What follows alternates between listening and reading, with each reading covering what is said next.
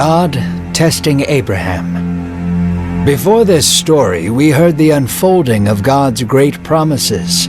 Abraham and Sarah finally bore a son, and his name was Isaac. Now we learn of Abraham's true devotion to God. Will he, after waiting decades to have a child, choose his relationship with God over his son? Inspired by the book of Genesis. At last Abraham held his son in his arms. Sarah and Abraham, after decades of falling on their knees begging for a child, had finally seen their prayers answered. Isaac was growing into a young man with the love and affection of his parents. Abraham savored every moment he had with Isaac, for he knew his days were numbered, already being so advanced in years. Abraham and Sarah experienced the joys of raising their child together and the highs and lows of parenthood. Abraham held closely to God's promises, remembering that God had promised to make a great nation out of Isaac and his descendants. Hope glistened in Abraham's eyes as he gazed upon his son, his miracle, his namesake. One day, God came to Abraham, yet this time he did not come with a promise, nor did he come with a warning. Instead, he came with a command that would test Abraham's faith to its very core, a command that would break him completely. "Abraham," God called out. "Here I am," replied Abraham. God, with no warning, explanation, or promise, spoke plainly. "Take your son, your only son Isaac, whom you love, up into the mountains of Moriah, and offer him there as a burnt sacrifice."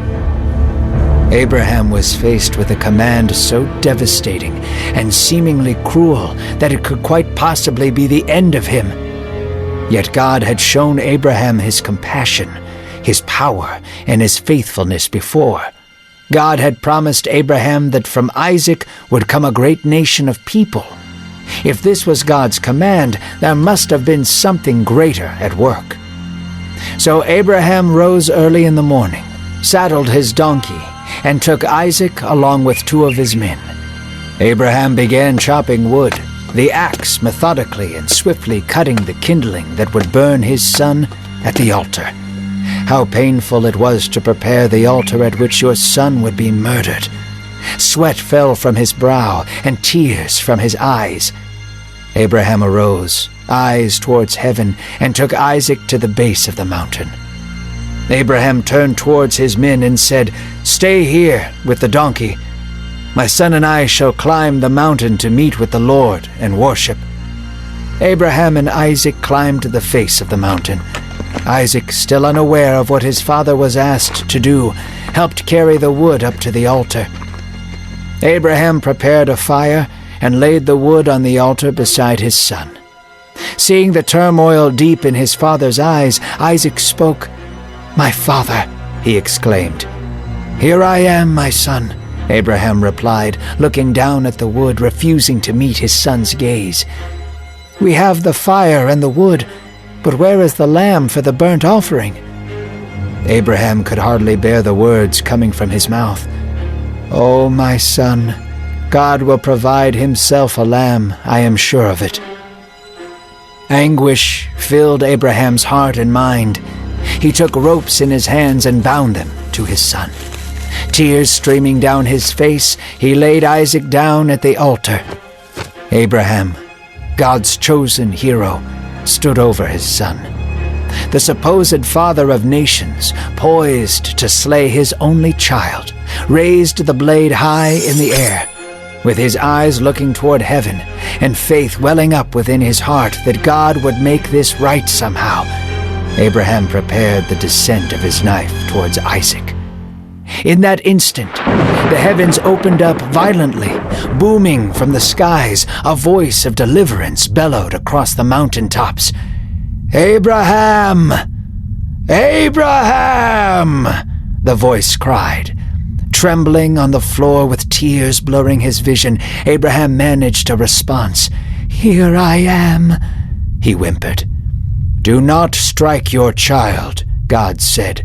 "Your faith in me will be spoken of for all eternity, for not even your own son would keep you from worshiping me."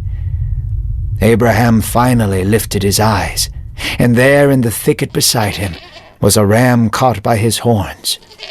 There he and Isaac sacrificed the ram to God on the altar, and they named the mountain, "The Lord Will Provide," for God is the one who would provide the ultimate sacrifice. A second time God spoke, "Since you did not withhold your son from me, I will make his name great. As the stars are adorned in the sky, and the grains of sand scattered across the shore, so I will expand your offspring. Greatness shall follow you." After that, Abraham and Isaac left the mountain. God would not require Abraham to sacrifice his own son. God most of all knows the love one has for his children, for God himself is love. And because of this love, God would one day send his own son to be sacrificed for all. For the Garden of Eden, the Ark of Noah, and the son of Abraham were all pointing towards a greater and more glorious promise, one that would truly bless all nations and generations to come.